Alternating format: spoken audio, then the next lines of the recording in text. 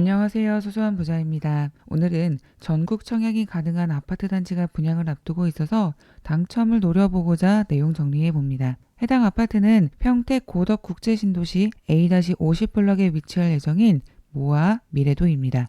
총 642세대 중에서 578세대가 이번에 민간 사전청약 공급세대로 나왔습니다. A-50블럭의 모아 미래도는 삼성 반도체 공장 부지에서 서쪽으로 멀지 않은 곳에 위치해 있습니다. 반경 거리로만 보면은 1km도 채 안 되는 것 같아요. 평택을 조금 더 큰 그림으로 보면은 중앙의 삼성 반도체 평택 캠퍼스를 기준으로 남동쪽에 위치한 1번 지역을 중심으로 주택 개발이 먼저 시작되었고요.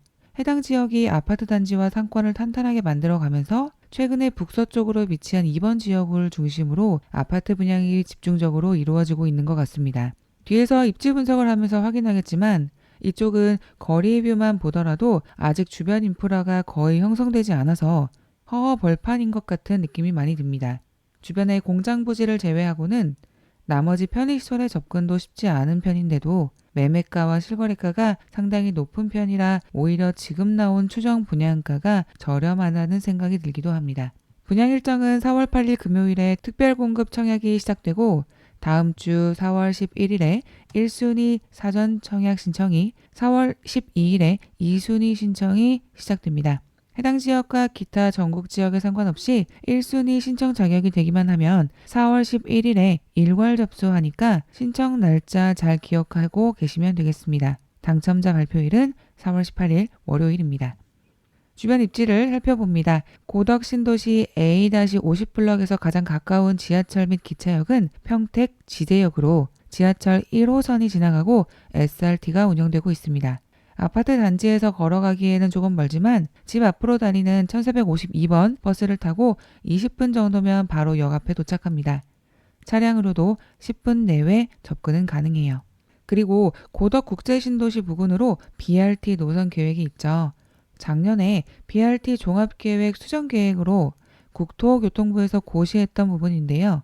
정확한 시기는 확인하기가 좀 어려웠는데 2021년부터 2030년까지의 계획인 것으로 봐서 2030년까지는 큰 윤곽이 드러날 것으로 생각이 됩니다.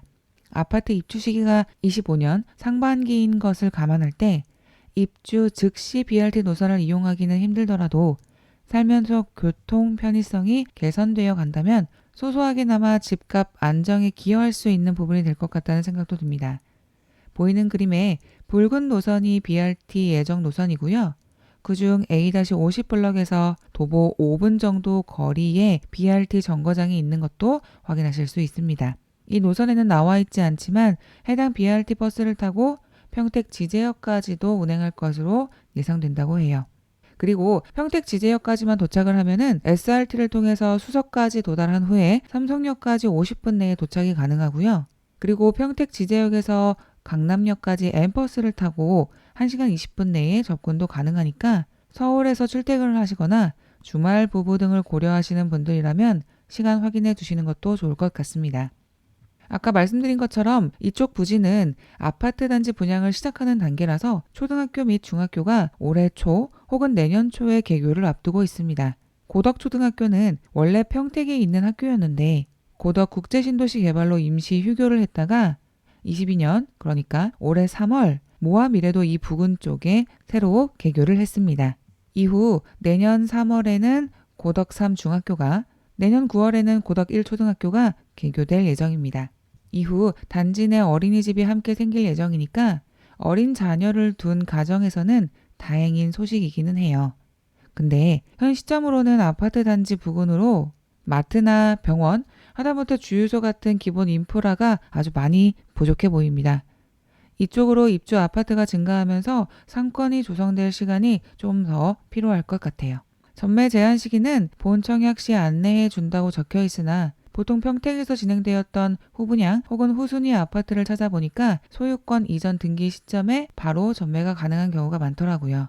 해당 아파트는 분양가 상한제를 적용받지 않고요. 평택시를 포함한 전국에 거주하고 계신 분들에게도 청약의 기회가 함께 제공됩니다.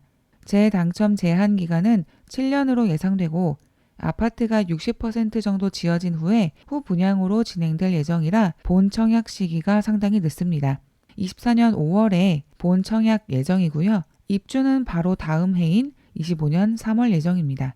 실거주를 목적으로 하고 계신다면 사전 청약이 당첨되고 난 후 남은 3년 동안 중도금 대출이 가능하다고 예상되는 금액을 제외한 나머지 자금을 충분히 마련해 놓을 시간이 될 수도 있겠어요. 더불어 중도금 대출 이자를 절감할 수 있는 이점으로 생각할 수도 있겠네요. 청약 예치 금액은 평택시 거주자 기준 전용 면적 8호제곱미터 이하는 200만 원, 102제곱미터 이하 면적으로 신청하시는 분들은 300만 원 납입해 놓으시면 되겠습니다. 총 공급 세대수는 578세대로 특별 공급이 45%, 일반 공급이 55% 정도가 됩니다. 일반적으로 사전 청약은 특별 공급 세대수가 비율상 60% 이상인 경우가 많은데 이번에 공급하는 세대는 일반 공급 물량이 50%를 넘어서니 가점이 낮거나 특별 공급 대상에 부합하지 않으시는 분들에게는 좋은 기회가 될 수 있겠습니다. 추정 분양가는 84 타입이 5억에 가까운 4억 후반대고요. 99 타입은 5억 7천만 원 선입니다. 지난해 평택에서 후순위 분양했던 지제 더샵 센트럴파크의 84 타입 분양가가 5억 3천만 원 선이었던 거에 비하면 추정 분양가는 주변 시세 대비 어느 정도의 메리트가 있다고 생각이 됩니다. 계약금, 중도금, 잔금 비율은 현재 확인할 수 없으나 기존의 다른 평택 아파트 분양과 유사하게 중도금 대출이 50% 정도 가능할 것으로 예상이 되고 후분양인 만큼 중도금과 잔금 수납 일정이 본 청약 기준으로 촉박할 수 있으니 염두에 두셔야겠어요. 공급 면적당 평단가 계산해 보니까 대략 평당 1,500만 원 정도로 계산이 됩니다. 특별공급 신청 자격은요. 기관 추천, 다자녀, 신혼부부 대상으로 청약통장 가입 기간이 6개월 이상 되어야 되고요. 무주택 세대주나 구성원까지도 신청이 가능합니다. 하지만 생애 최초와 노부모 부양세대는 세대주만 청약이 가능하고 청약통장 가입 기간이 24개월이어야 한다는 점도 기억해 두셔야겠습니다. 신혼부부와 생애 최초 특공세대는요. 소득 및 자산 기준도 있으니까 함께 확인해 주세요. 그리고 이번에 분양하는 아파트는 공급 면적이 넓어서 생애 최초 특별 공급에 1인 가구의 신청은 해당되지 않는 점도 말씀드리겠습니다. 평택시에서 분양하는 아파트에 늘 관심이 가는 이유는 바로 전국 단위 청약이 가능하기 때문입니다. 지역 우선 공급 기준은요. 신청하는 특공과 일반 공급에 따라서 각각 달라서 뒤에서 다시 말씀드릴게요. 전용 면적 8호제곱미터 이하 세대는 가점 75%, 추첨 25%로 선정되고요. 8호제곱미터 초과 세대는 가점 30%, 추첨 70%로 추첨제 비율이 높고 게다가 이번에 99 타입 일반 공급이 무려 186세대나 돼서요.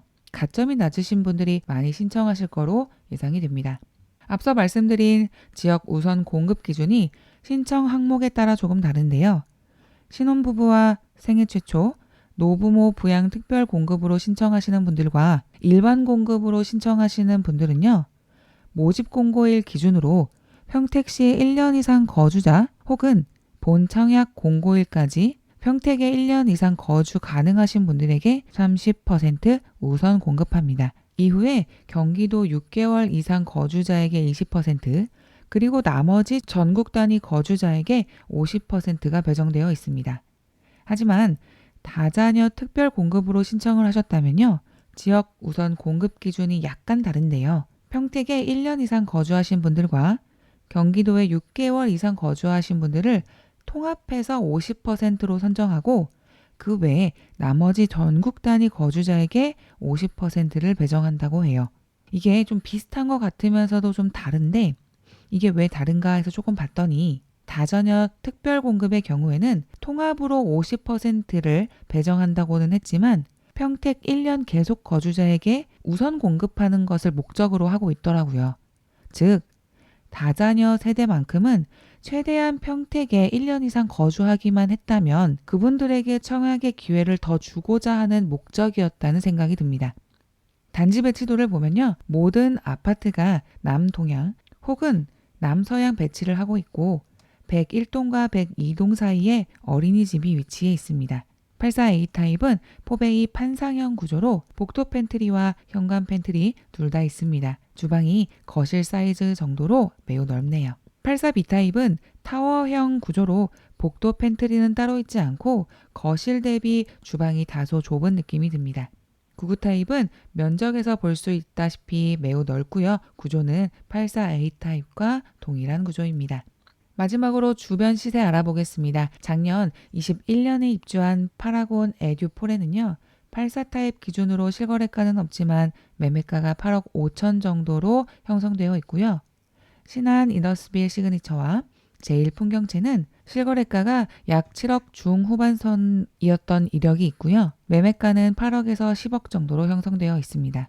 매매가나 실거래가를 보면요. 청약이 되기만 해도 안전마진을 최소 2억 가까이 가지고 있을 것 같은 생각이 듭니다. 근데 이 마진이 3년 이후에도 계속 가능할지는 사실 냉정하게 생각해 봐야 할 것 같기도 해요. 한동안 매매가와 실거래가를 중심으로만 생각을 하다가 이번에 해당 부지 부근의 전세가를 확인해 보았더니 84 타입 기준으로 3억 초반대더라고요. 전세가랑 매매가 차이가 너무 많이 나는 게 아닌가 싶습니다. 입주 당시에 잔금 대출을 전세로 놓아서 커버하려는 분들도 계실 것 같은데요. 전세가가 너무 낮고 평택에는 계속 이런 신축 아파트 물량이 늘어나는 상황이라 원하는 금액으로 전세를 놓기 어려울 수도 있다는 생각도 해두셔야 될 것 같습니다.